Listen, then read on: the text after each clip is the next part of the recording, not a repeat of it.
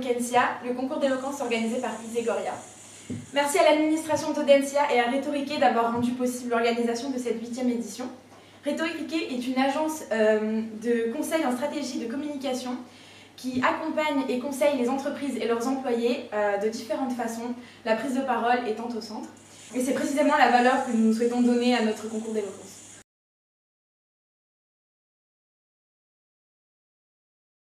L'œuf ou la poule?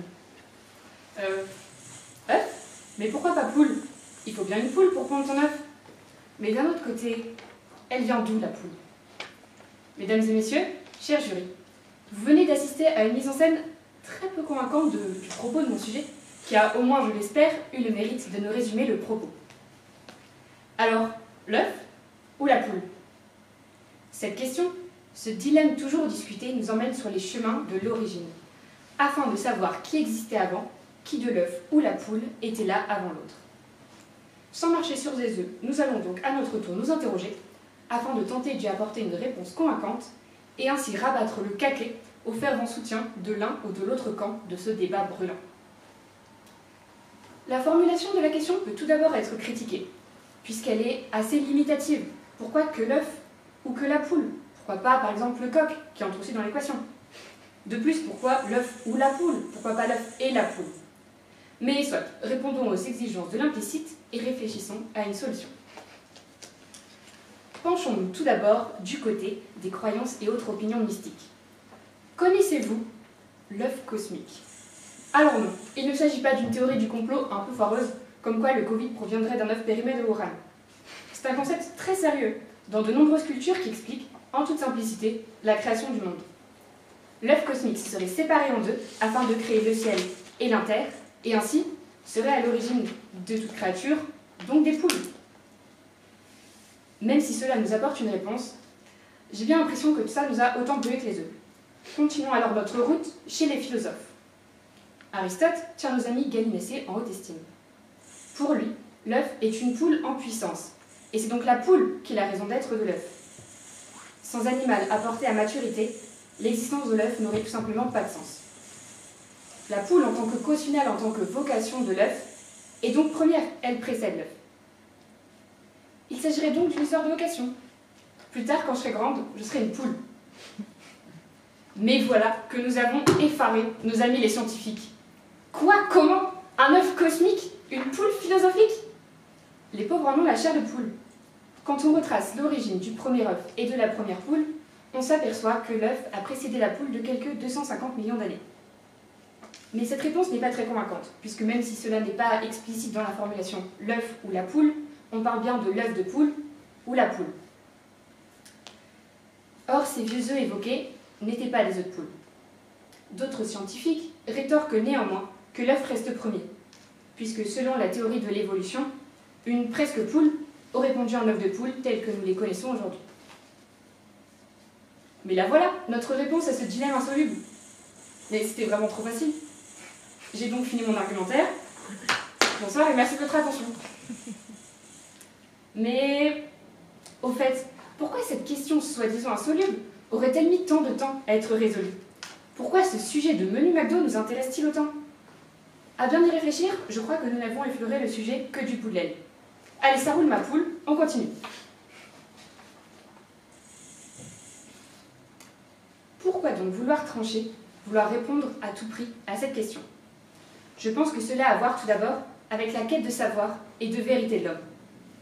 Je veux savoir, chante Tarzan. Et nous aussi, on veut tout savoir. Depuis la dernière shop à la soirée de vendredi passé, jusqu'à l'identité de l'imposteur dans le Among Us. Il est en effet ardu pour nous de ne pas pouvoir combler les manques de notre connaissance, surtout aujourd'hui, où il est si facile d'accéder à l'information. Il suffit d'une recherche sur Internet pour être fixé. Et oui, on peut savoir s'il y aurait eu la place pour Jack sur la planche de Rose dans Titanic, et non, malheureusement, la planche aurait coulé. Et c'est très frustrant d'être ainsi limité dans notre connaissance. L'œuf ou la poule nous ramène de plus à nos propres origines. Qu'est-ce qui était là avant nous? Certes, nous savons que le Big Bang est à l'origine de l'univers, et plus particulièrement de la Terre, où la vie s'est développée jusqu'à nous. Mais d'où est sorti ce Big Bang? Quelle est l'origine de l'origine?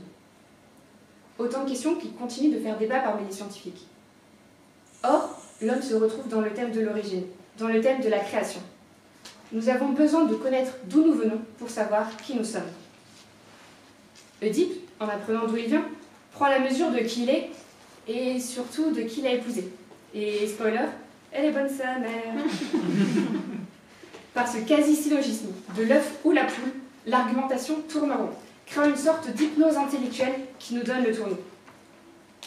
Ce vertige peut être retrouvé lorsque nous nous interrogeons sur notre origine et notre place dans le monde. L'homme est un néant à l'égard de l'infini, un tout à l'égard du néant, selon Pascal, c'est-à-dire qu'un infini se cache derrière tout autre infini, une poule se cache derrière tout œuf, et vice-versa. Mais le paradoxe est sain pour la pensée. Ce questionnement est bon pour nous. Il permet à la pensée d'avancer, il permet de forger notre esprit critique pour résister aux contradictions. On se trouve dans la recherche de notre origine plus que dans l'origine elle-même. Au bout du compte, c'est la réflexion, c'est le voyage qui ont de l'importance. Candide, doux héros de Voltaire, en fait l'expérience lorsqu'il se rend compte que les péripéties qu'il a traversées pour rencontrer sa poule lui apportent plus que la dulcinée en question, qui par-dessus le marché s'est révélée plutôt laide. Et que se passerait-il si on n'explorait jamais ce qui semble être un paradoxe? On piétinerait, on n'avancerait pas, et on ne pourrait pas trouver notre origine puisqu'elle n'existerait pas. On ne peut pas avoir de point de départ sans avancer. Revenons à nos moutons ou à nos poules, je ne sais plus, on s'y perd. On sait à présent que selon le point de vue, on peut répondre par l'œuf ou par la poule, et que cette question nous importe par son thème de l'origine. Y réfléchir nous aide plus dans notre quête d'identité que la réponse terre-à-terre qu'on pourrait y apporter, alors réfléchissons-y. Mais ne laissons pas non plus ce dilemme nous miner l'esprit. Après tout, il ne s'agit jamais rien de plus que d'omelettes et de bons tenders. Laissons donc cette question aux jeux de mots foireux et aux réponses douteuses, et allons nous faire cuire un œuf. Moi j'ai une question. Tu as dit que le questionnement il était bon pour nous et que c'était la réflexion qui comptait. Sauf que toi, quand on te pose un problème et que tu n'arrives pas à trouver la solution, est-ce que tu n'es pas un peu frustré? Oui, évidemment. Ça compte de trouver une solution. Et même parfois, c'est nécessaire. Mais dans la construction de notre identité, pour savoir qui nous sommes, le processus de réflexion nous aide aussi à nous définir, autant que justement la réponse qu'on pourrait essayer de trouver, puisque c'est une construction constante. Ok, donc le chemin pour arriver à la réponse et le fait d'avoir trouvé la réponse, tu les mets sur le même plan. Ça te procure la même satisfaction? Selon ce à quoi ça se rapporte, oui. Ok, selon le sujet, quoi. Oui. Ok. Et tu as mis en avant l'importance des origines. Est-ce que tu penses que quelqu'un sur Terre a déjà réussi à comprendre ce que c'était ses origines, d'où il venait, qui il était? Du coup, comme vous disiez, c'est un peu impossible de savoir complètement d'où on vient depuis le début ou qui on est.